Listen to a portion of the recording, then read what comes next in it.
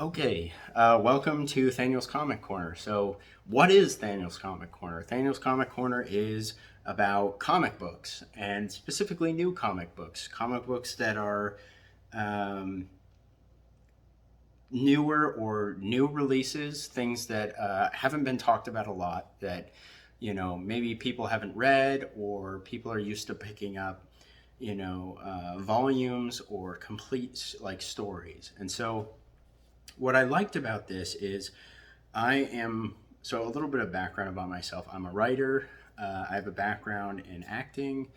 I went to USC for the BFA acting program, and while I was there, I really learned about a lot about writing. And before that, I was a ballet dancer, and I grew up in Montana, and I'm living in LA.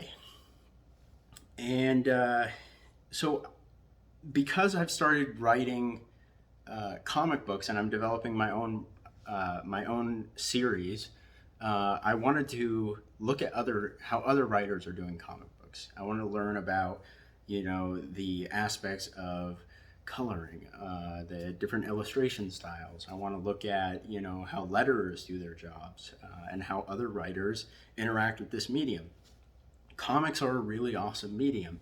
With someone in a background with like acting and filmmaking, uh, a comic is basically like a better uh, it's basically like frames of a movie.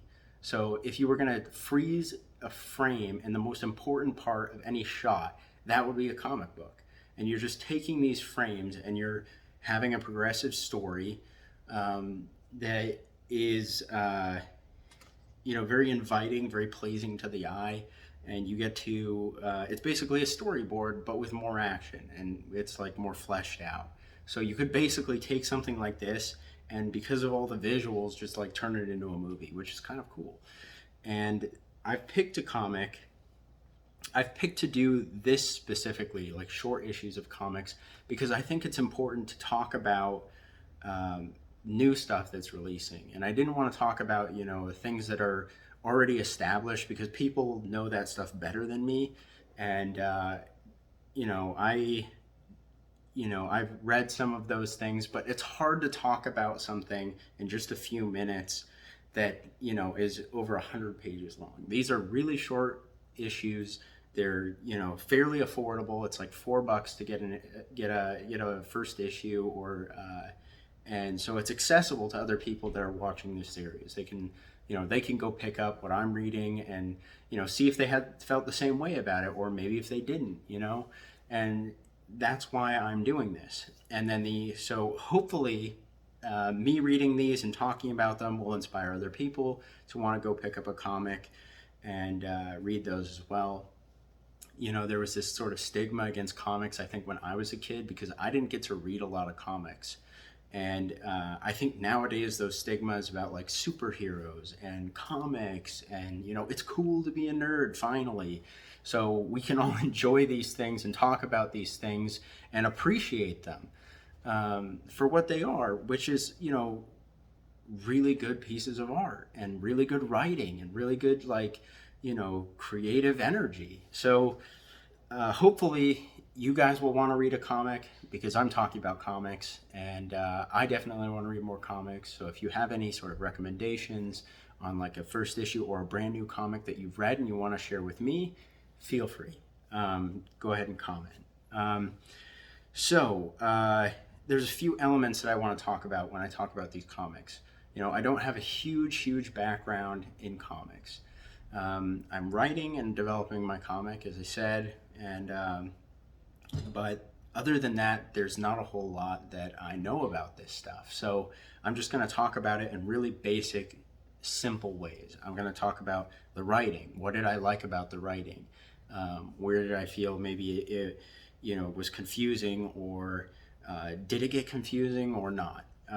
Illustration. Did I like the illustration style? Would that be something that did I feel like it served the story in a productive way?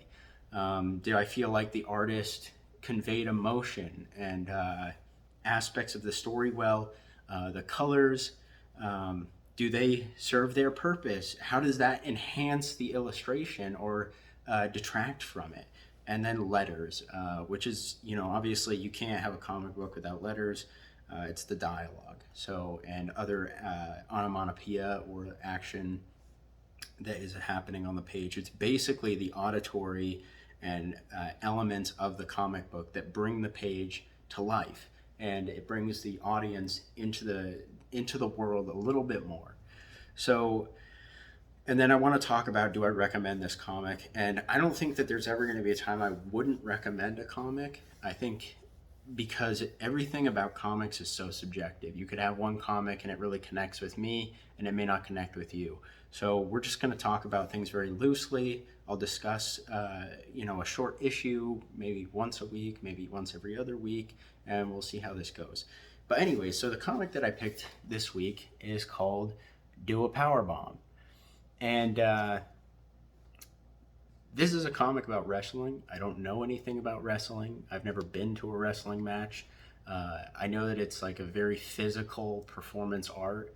And I wanted to try it because I didn't really know that much about it. I watched like a show on Netflix about wrestling once.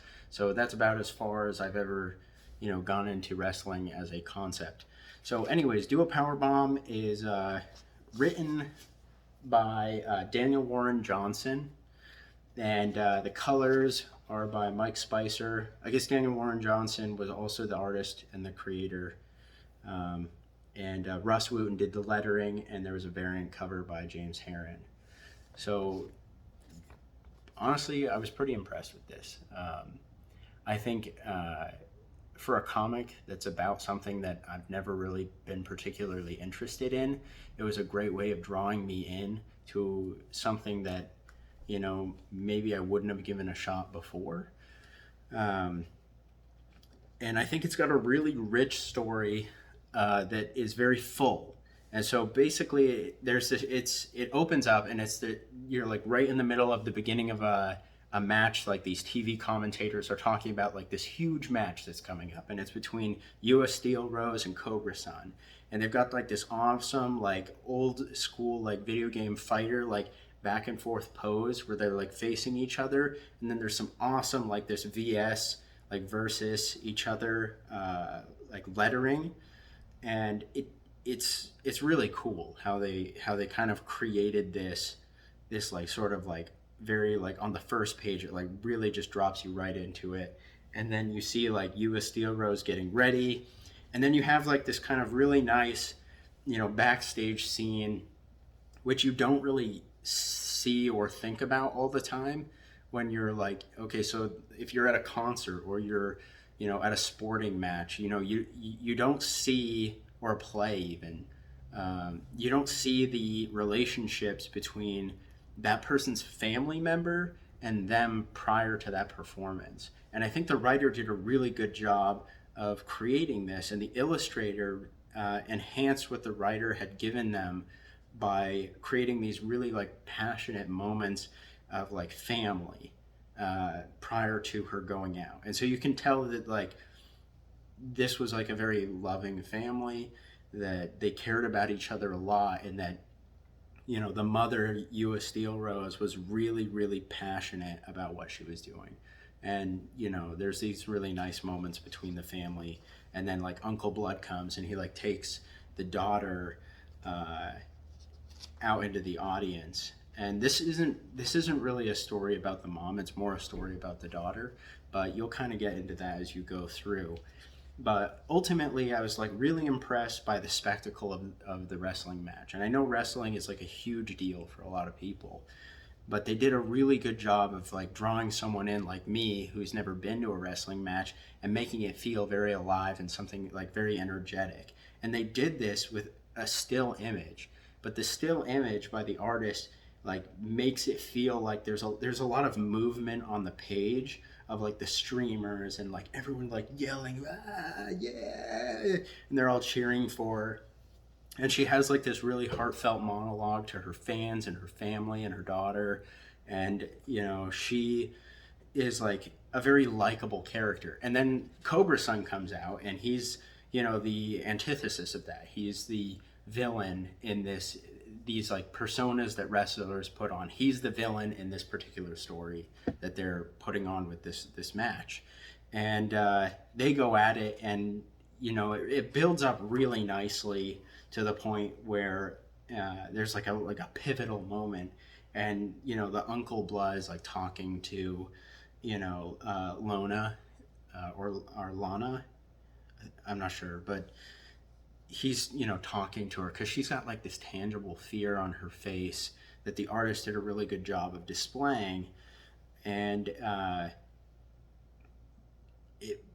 it's like building. There's like this like rush, and it like keeps like getting more and more exciting as the match is going on between Steel Rose and Cobra Sun, and ultimately it results in like kind of a very sort of tragic event, and which, to be honest, I wasn't really expecting, but when it happened, I felt a lot like the daughter would have felt because of how crushing it was, because of those scenes backstage, and because of the very sort of intimate family dynamic that you're a witness to in the beginning of the story. And then it jumps 10 years ahead to Lona, and she's like trying to be a wrestler like her mom, and it kind of has this interesting foreshadowing of sort of a possibly supernatural element to this story, and there's this sort of dubious individual who presents himself to Lona because she's trying to become a wrestler like her mom, and basically her father doesn't want her to do that because of these sort of tragic events, and Uncle Blood doesn't want to have anything to do with her. It's almost like bad juju when something happens to someone in a family. Nobody wants you to be a part of that anymore because they're worried it'll happen to you, which is it's like a rational thing to think about, but it's also very irrational because the likelihood of that happening again is extremely low, but you can't really wrap your head around it because you're in grief. So really, the whole thing ends on a really kind of interesting, like double page, like visual of like this like crazy arena. And I don't want to spoil anything because I want to encourage other people to read these as well. But I feel like there's going to be a lot more interesting stuff that happens with this series. And because the writer and the colorist and the lettering and, the illustration was all so succinct throughout the entire thing, I would definitely recommend picking this up. I liked it a lot. And I feel like other people would like it too, even if you're not a fan of wrestling. But if you are a fan of good storytelling, I think this is pretty good storytelling. So that's pretty much all I have to say about it. I do kind of want to say that the lettering in this is just really awesome. Just how it kind of overlays and works throughout the pages. The illustrator did a fantastic job of conveying emotion and movement throughout some of the fight scenes. And I think, like, for me, one of the biggest measures of a piece of art's success is, like, if it's a comedy, did it make me laugh?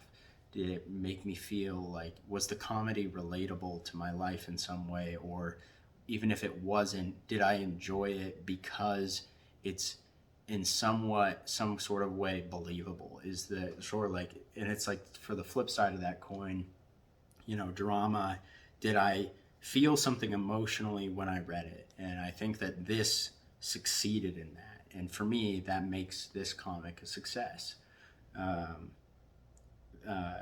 which is even more emphasized by the obvious, and like, there's just like sometimes like one word or just like the visual cue that we get as the reader makes me more invested in this.